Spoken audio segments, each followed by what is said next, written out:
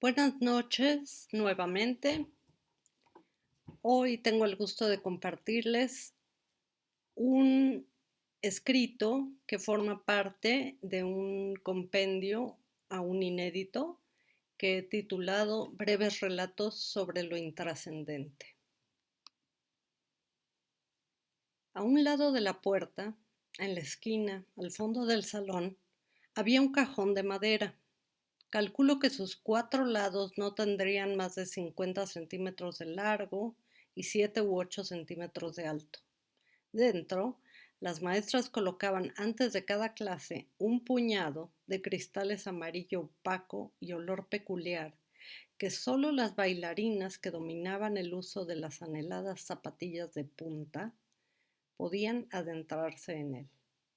Las selectas y permitidas eran las alumnas del último año de la academia. Los cristales de un misterioso tono amarillo tan opaco como luminoso eran trozos de brea.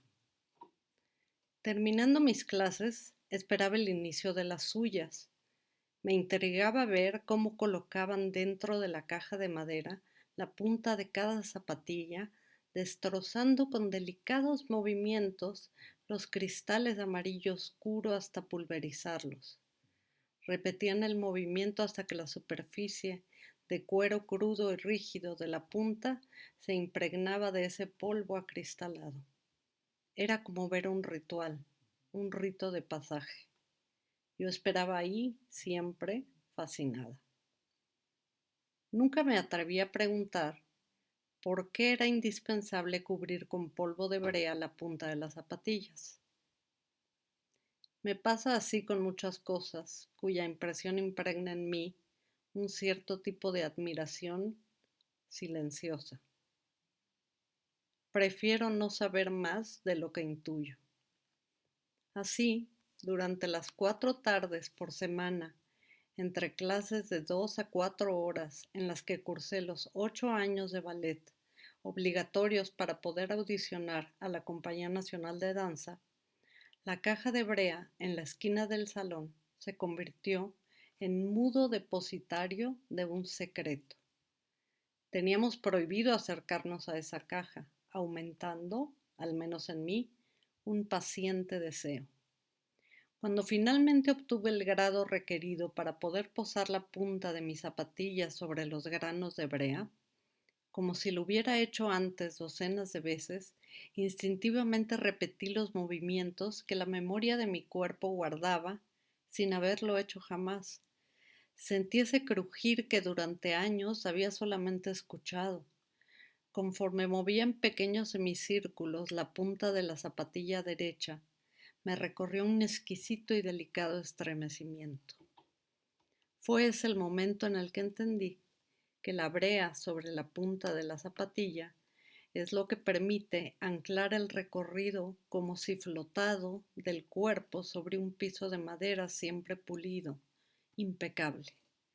La brea, cuidadosamente triturada, es lo único capaz de asegurar hasta la más talentosa bailarina un paso cierto, confiado en los despliegues y clavado al piso en los giros, guardándose a la vista de su etérea apariencia. Entendí que la ilusión que los estrictos años de entrenamiento logran, haciendo parecer que los cuerpos que sobre las puntas se deslizan, sin jamás posarse como si por infinita delicadeza de los movimientos, serían imposibles sin una materia de fricción que dialoga o dialogara el idioma de la gravedad, lengua silenciada con la que el ballet describe y escribe la parte visible de su historia en presencia.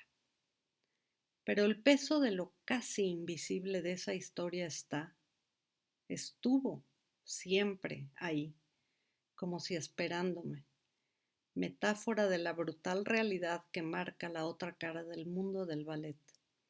Ese mundo investido de pequeñas, grandes tragedias, traiciones y brutales exigencias en todas formas y dimensiones que destruyen al cuerpo, que consumen conforme lo desaparecen.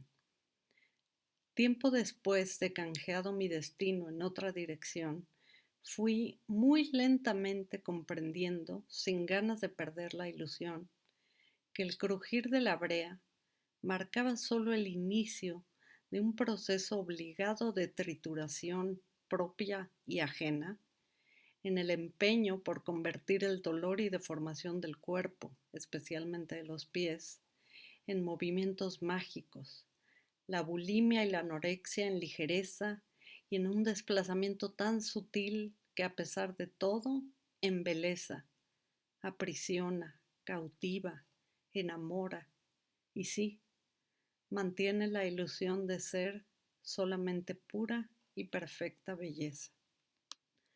Resultó así que todo ese poder de encantamiento y destrucción se mantuvo por años aguardando la idealización de mi futuro en un cajón de brea que, cuando el piano se silenciaba, las puntas dejaban de alimentar el eco en insistencia de su inflexión y las luces se apagaban, ese pequeño cajón de madera parecía olvidado o dejado como prueba de todo aquello que ha de ser ignorado, en la esquina derecha, a un lado de la puerta, o algunas veces sobre el vértice contrario, al fondo del gran salón.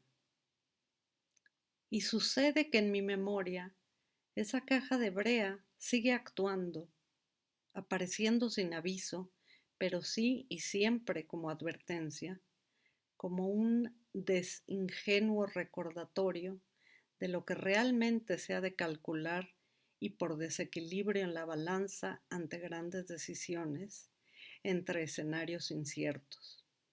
Durante el resto de mi vida, el inolvidable y profundo, aun si casi inconspicuo, olor del tono ámbar de la brea cautiva en su eterno sitio y ciclo de silente y escondida destrucción dentro de aquella caja cuyas facciones no olvido, ese delicioso y riesgoso aroma ha seguido regresando a mí con el efecto de un golpe seco, siempre sin ser llamado, ni siquiera intuido, en muy diversas situaciones de mi vida en las que aparentemente nada tenían que ver con el ballet. Gracias y buenas noches.